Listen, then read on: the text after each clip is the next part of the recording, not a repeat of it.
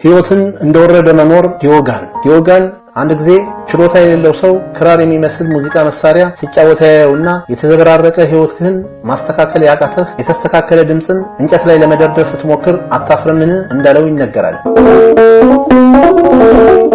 ታሌስ ላይ የሚጀምረው የጥንት ግሪክ ፍልስፍና ታሪክ ከአርስቶትል ሞት በኋላ ገነው ከወጡ የፍልስፍና ዘውጎች መካከል የሲኒሲዝም ፍልስፍና አንዱ ሲሆን የዚህ ፍልስፍና ፈላስፋዎች ህይወትን እንደወረደ ተፈጥሯዊ በሆነ መልኩ መኖር እንደሚገባ የሚያስተምሩ አኗኗራቸውንም ከማህበረሰቡ የመገለልና ራስን ነፃ አድርጎ ቀለል ያለ ህይወት በመምራት ላይ የተመሰረተ ነበር። በዚህ ፍልስፍና ጊዜያት የታላቁ እስክንድር የመስፋፋት ዘመቻ ተከትሎ የግሪክ ፍልስፍና ከሌሎቹ ማህበረሰብ ፍልስፍናዎች ጋር ራሱን እየደባለቀ የመጣበት ሁኔታ ነበረ።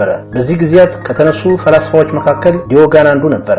እጅግ በጣም ለየት ያለ ከሌላው ማህበረሰብ የተገለለ ኑሮ ይኖር የነበረው ዲዮጋን ሲኒሲዝም የሚባል የፍልስፍና አስተምሮት የራሱን የተለየ ባህሪ እንዲይዝ ያደረገ ሰው ነበረ። ዲዮጋን ትውልዱ የአሁኗ ቱርክ ሲሆን በግዞት ወደ ግሪክ እንደመጣ ይነገራል። አንድ ሰው ወደ ግሪክ በግዞት ተሰዶ እንደመጣ ሲተቸው እናንተ ስለገፋችሁኝ ፈላስፋ ሆንኩኝ ብሎ መልሶለታል ይባላል። ያም ሆኖ የዓለም ዜጋ የመሆን ስሜት በተለምዶ ኮስሞፖሊቲያን የሚባለውን ዓለም አቀፋዊነት የዜግነት ስሜት ዲዮጋን ለስቶይኮች የዜግነት ስሜት እንዳስተዋወቀ ይነገራል። በአስተሳሰብና በባህሪ የሶቅራጥስን አምሳያ ገጽታን ቢይዝም በጣም የገነኑ ባህሪያቱ ያበደው ሶቅራጥስ እንዲባል አስችሎታል። ዲዮጋን በአቴንስ ሕይወቱ የሶቅራጥስ ተማሪ የነበረውና አንቴስትነስ ጋራ እንደ ተማሪ ሆኖ አብሮ ይኖር እንደነበር ይነገራል። በአንድ ወቅት አንቴስትነስ በዲዮጋን ተበሳጭቶ ወደምትፈልግበት ሂድ ብሎ ዱላ አንስቶ ሊመታው ሲል ዱላውን አናቱ አድርጎ ምታኝ፣ አንተም ከምትናገረው ንግግር ውጭ እኔን ሊያባረረኝ የሚችል ጠንካራ ብትር የለም ካለው ጊዜ ጀምሮ ተማሪ ሆኖ እንደቆየ ተጽፏል። የዲዮጋን ፍልስፍና እኛ ነቆራና ፉገራ የምንለውን አይነት ቢሆንም ቁም ነገር የያዘና በውስጡም ጥልቅ ጽንሰ ሐሳቦችን የያዙ ሐሳቦችን በድንገት የማፍለቅ ችሎታም ነበረው። ዲዮጋን በወቅቱ ያለውን የአኗኗር ባህል ስለሚጥስ እብድ የሚል መጠሪያም ተሰጥቶት ነበረ። ይሁን እንጂ ዲዮጋን በፊናው ባህል ራሱ ምክንያታዊነትን የሚጥስ እብደት ነው በሚል አጣጥሎታል። ብዙሃኑ በጣት ብቻ ስሜቱን የሚዘበራረቅ እብድ ነው የሚለውን የዲዮጋን የመሃል ጣትህን ካወጣህ እብድ እንደሆንክ ይሰማቸዋል። ትንሿን ጣትን ስታወጣ ግን ምንም አይሰማቸውም። እንደ ዲዮጋን እምነት ብዙሃኑ የሚኖረው በትክክለኛ ምክንያት ሳይሆን በሚሰማው የተዛባ ስሜት ነው። የዲዮጋን ፍልስፍና ከተደራጀ የማህበረሰብ መዋቅር በአካል በስሜትም ተለይቶ በመውጣት ፍልስፍናውን ራሱ በመኖር የሚያስተምርበት ገጽታ ነበረው። ለዲዮጋን ንብረት የማፍራትና የኔ ነው የኛ የሚል የባለቤትነት ስሜት የሚባል ስሜት የለም። ሀፍረት፣ ኩራት፣ ባህል፣ ወግ የሚባሉ ማህበራዊ የሰው ልጆች መለኪያዎች በዲዮጋን ዘንድ ዋጋ የላቸውም። በዚህ የተነሳ ዲዮጋን በአስተሳሰቡ እጅግ ረቂቅና ምጡቅ ቢሆንም ብዙ ህይወቱን ከማህበረሰቡ ሞራል ውጭ በመሆን ይኖር የነበረ ሲሆን ምግብ ከመመገብ አንስቶ አብዛኛው ህይወቱ የዕለት ተዕለት እንቅስቃሴውን ሆን ብሎ ሰው በብዛት በሚሰበሰብባቸው የገበያና የመሳሰሉት ቦታዎች ያደርግ ነበር። አንድ ጊዜ ዲዮጋን በገበያ ቦታ ቁርሱን ሲበላ በገበያ ቦታ ላይ ቁርስ መብላት ነውር አይደለምን ብሎ ለጠየቀው ዲዮጋን ሲመልስ ቁርስ መብላት ከቦታ ጋር የሚያገናኘው ነገር ከሌለ በገበያ ቦታ ቁርስ መብላትም ከቦታው ጋር የሚያገናኘው ነገር የለም ሲል መልሶለታል። ሐሳቡ እንደገባን ለድርጊቱ ቦታ ሰይመን የሰጠነው እኛ ነን እንጂ የድርጊቱ ባህሪ ከቦታው ጋር የሚያገናኘው ነገር የለም ለማለት ሳይሆን አይቀርም። በሌላ ንግግር ዲዮጋን ባዶ ሆዱን መፈተን ረሃብን ማስታገስ ቢቻል እንዴት ጥሩ ነበር ሲል ተናግሯል። ሌላ ጊዜ ደግሞ በገበያ መሃል በአደባባይ ሲበላ ያዩት ውሻ ብለው ሲጮህበት ውሻስ እናንተ ናችሁ፣ እኔ ጌታችሁ ስበላ ቆማችሁ የምትቆለጨለጩ ብሏቸዋል። ሌላ ጊዜ ደግሞ የመንደር ኩታራዎች ከበውት ውሻ ተነክሰናል ሲሉት አትፍሩ፣ ውሻው የከብት ስጋ ይበላም ብሎ መልሶላቸዋል። ሐሳቡ እናንተ ከብት ናችሁ እንደማለት ነው። ዲዮጋን አኗኗሩ ቀላል የራሱ መኖሪያ ቤት የሌለውና በአቴንስ ጎዳናዎች ላይ በመዘዋወር በልመና የሚኖር ሰው ነበር።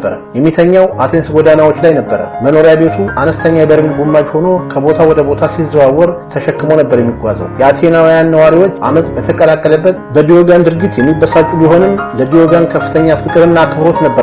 የዲዮጋንን መኖሪያ በርሜል ልጆች ሲሰርቁበት ትላልቆቹ እንደሚያስመልሱለትና ዲዮጋንን እንደሚንከባከቡት ይነገራል። ይሁን የዲዮጋን ምላሽ ምስጋና ሳይሆን ነቆራና አብዛኛውን አቴናውያን ስላላቸው የአኗኗር ዘይቤና የሞራል ልምምድ መተቸት የሚቀናው ሰው ነበር። በሚሰጣቸው ድንገተኛ መልሶች በጣም የሚገርም የማሰብ ብቃት ያለው ሰው እንደነበር ይነገራል። ሙዚቃና ቲያትር ጠቃሚ ያልሆኑ አድርጎ የሚመለከተው ዲዮጋን ውሻው ዘመናዊ አስተሳሰቦችና በተለይም የሰው ልጅ ስልጣኔ የፈጠረው ህይወት የሞራል መዛባት የሚያመጣ ችግር እንደሆነ አድርጎ የሚያምን ሰው ነበር። በዚህ ሐሳብ ያልተስማማ አንድ ሰው ዲዮጋን ዕውቀት ሳይኖረው ነው ፈላስፋ ነኝ የሚለው ሲል ሲተቸው ጥበብን ማስመሰል ከቻል ፍልስፍና ነው ማለት እሱ ነው ሲል መልሶለታል ይባላል። እንግዳና ያልተለመዱ ድርጊቶች ሲፈጽም የሚታየው ዲዮጋን በአንድ ወቅት በጠራራ ፀሐይ ሻማ ይዞ ሲዞር የተመለከተ ሰው በጠራራ ፀሐይ ሻማ ይዞ ለምን እንደሚዞር ሲጠይቀው ሰው እየፈለኩ ነው ብሎ እንደመለሰ ይነገራል። ሐሳቡ ትክክለኛ ሰውነታቸውን የሚኖሩ ጥቂት ሰዎች ብቻ ናቸው የሚል ይዘት የነበረውና ትክክለኛ ማንነት በገሃድ የሚታየው እንዳልሆነ ለማመልከት ነበር። በሌላ ጊዜ ከዚህ ሐሳብ ጋር የሚመሳሰሉ ሌላ አጋጣሚ ደግሞ ዲዮጋን የኦሎምፒክ ጨዋታ አይቶ ሲመለስ አንድ ሰው ብዙ ተመልካቾች ነበሩ ወይ ብሎ ሲጠይቀው አዎ ብዙ ተመልካቾችና ጥቂት ሰዎች ነበሩ ሲል መልሶለታል። የዲዮጋን የሞራል ፍልስፍና መትከል የቅንጦትን ሕይወት በመናቅ ቀለል ያለ ሕይወት በመኖር የሕይወትን ዋጋ መቀነስ ላይ የተመሰረተ ነበር። ዲዮጋን ትልቅ ዋጋ ያላቸው በርካሽ ይሸጣሉ፣ ትንሽ ዋጋ ያላቸው በውድ ይሸጣሉ የሚል ፍልስፍና ነበረው። አንድ ጊዜ በጣም ታዋቂ የጦር ጄኔራል ዲዮጋንን ቤቱ ራት አብሮት እንዲበላ ሲጠይቀው ከአንተ ጋር በቅንጦት ራት ከምበላ በአቴንስ አደባባይ ላይ ጨው ብልስ ይሻለኛል እንዳለው ይነገራል። ለዲዮጋን የቅንጦት ሕይወት የሰው ልጅ ነጻነት ይገድባል። በዚህም ዲዮጋን ለነጻነቴ ስል ቅንጦት ሕይወትን አልኖርም የሚል እምነት ነበረው። ለምንም ነገር ደንታ የሌለው ዲዮጋን ከታላቁ እስክንድር ጋር ይገናኝና እስክንድር ታላቁ እስክንድር እባላለሁ ብሎ ሊተዋወቀው ሲል ዲዮጋንም መልሶ እኔ ደግሞ ዲዮጋን ውሻው እባላለሁ ብሎታል። በሌላ የእስክንድር አጋጣሚ ደግሞ ንጉሥ እስክንድር ምን እንዳደርግልህ ትፈልጋለህ ብሎ ሲጠይቀው ወደ ላይ ቀና ብሎ እባክህ ፀሐይዋን አትከልክለኝ ልሙቅበት እንዳለው ይነገራል። ታላቁ እስክንድርም በዲዮጋን ማንነት በጣም ተገርሞ እኔ ታላቁን እስክንድር ሆኜ ብፈጠር ኖሮ ዲዮጋን ብሆን እመኝ ነበር ሲል ዲዮጋንም ቀበል አደረገና እኔ ደግሞ ታላቁ እስክንድር ሆኜ ብፈጠር ኖሮ ዲዮጋንም ብሆን እመኝ ነበር ብሎ ትልቁን ንጉስ እንደተናገረ ይነገራል። በሌላ ጊዜ ደግሞ ታላቁ እስክንድር ዲዮጋንን የሰው አጥንት ቆራጭ እያየ አገኘው። ታላቁ እስክንድርን ያየው ዲዮጋንም ዞር አለና የአባትህ አጥንቶች እየፈለኩ ነበር፣ ነገር ግን የትኞቹ አጥንቶች የባሪያ እንደሆኑ መለየት አልቻልኩም ብሎ እንደተናገረ ይነገራል። አቴናውያን ስለ ዲዮጋን ያላቸው ስሜት ፍቅር ከጥላቻ ጋር የተደበላለቁ ስሜት ነበር። በአንድ በኩል ዲዮጋን የሚገጥመውን የሐሳብ ክርክር በብቃት ይገጥም ስለነበር በሚያነሳው ሐሳብ ሲገረሙ፣ በሌላ በኩል በሚያደርገው ያልተለመደ ድርጊት እንደ እብድ ይመለከቱት ነበር። ዲዮጋን አወቀውም አላወቀውም ያየውን ሰው ሁሉ ከመናቆር የማይመለስ የሚያገኘውን ሰው በመቀለድ የሚያስተምር ፈላስፋ ነበር። አንድ ጊዜ ችሎታ የሌለው ሰው ክራር የሚመስል ሙዚቃ መሳሪያ ሲጫወት ያየውና የተዘበራረቀ ሕይወትህን ማስተካከል ያቃተህ የተስተካከለ ድምፅን እንጨት ላይ ለመደርደር ስትሞክር አታፍረምን እንዳለው ይነገራል። ዲዮጋን ውሻ የሚለውን ቅጥያ እንዴት እንዳገኘው የተለያዩ አስተያየቶች አሉ። ራሱ ዲዮጋን ሰዎች ውሻ ብለው ለምን ሊጠሩት እንደቻሉ ተጠይቆ ሲመልስ ማንኛውም ነገር ከሚሰጡኝ ጋራ በፍቅር እጠጋለሁ፣ በሚከለክሉኝ ላይ እጮሃለሁ፣ ባለጌዎችን ደግሞ እናከሳለሁ እንዳለ ይነገራል። ዲዮጋን ሰዎች በተፈጥሮ ያላቸው መልካምነት የቀየሩ ብልሹ ፍጥረታት እንደሆኑ ያምን ነበር። ሰዎች መልካምነት ከውሻ መማር አለባቸው ብሎ የሚያምነው ዲዮጋን ውሻ በራሱ ስሜት የሚመራ ግልጽ፣ ታማኝና እውነተኛ ፍጥረት አድርጎ ያስብ ነበር።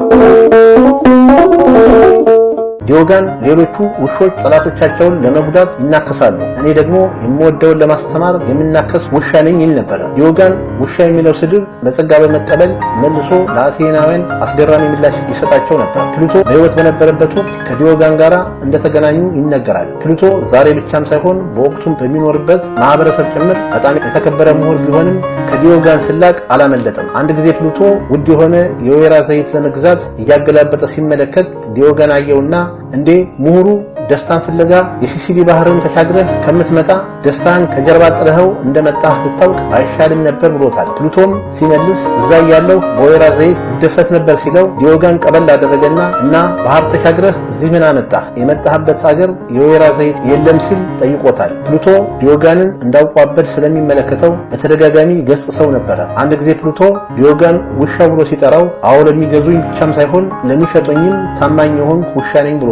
ዲዮጋን በአንድ ወቅት በጀልባ ሲሄድ የባህር ወንበዴዎች ይዙትና በባርነት ይሸጣል። የሚያሻሽጠው የባሪያ ደላላ ይህ ሰው ምን ይችላል ብሎ ሲጠይቅ ዲዮጋን ዞር ብሎ ሰዎችን መግዛት ብሎ ከመለሰ በኋላ አጠገቡ ሊገዛው ይጠባበቅ ወደ ነበረ ጌታ በጣቱ እየጠቆመ ለዛ ሰው ሽጠኝ፣ ያ ሰው የሚገዛው ጌታ ይፈልጋል ብሎ መለሰ። ያም ሰው በባርነት ዲዮጋንን ገዛውና የንግዱ አስተዳዳሪና የልጁ አስተማሪ እንዲሆን እንዳደረገው ይነገራል። አይደለም ለሞቱ ለሕይወቱ ብዙም ደንታ የሌለው ዲዮጋን በሞቱ ጊዜ ከቅጥሩ አስወጥተን ሬሳህን ለአውሬዎች ብናስፈላው ምን ይሰማሃል ብለው ተጠየቁት። ሲመልስ ብትር ከሰጣችሁኝ አውሬዎቹን አባረራቸዋለሁ አላቸው። እነሱም ተገርመው በሞት ጊዜ እኮ ሕሊናህን ታጣህ፣ እንዴት ብለህ ነው አውሬዎችን የምታባረራቸው ብለው ጠየቁ። ዲዮጋን ሲመልስ ሕሊናዬን ካጣሁ ስለሞቴ ለምን እጨነቃለሁ ሲል መልሷል። አስገራሚውና አሳዛኝ የሚመስለው የዲዮጋን ፍልስፍና እያዝናና እያበሳጨም የማስተማር ኃይል ነበረው። ጨረሱ።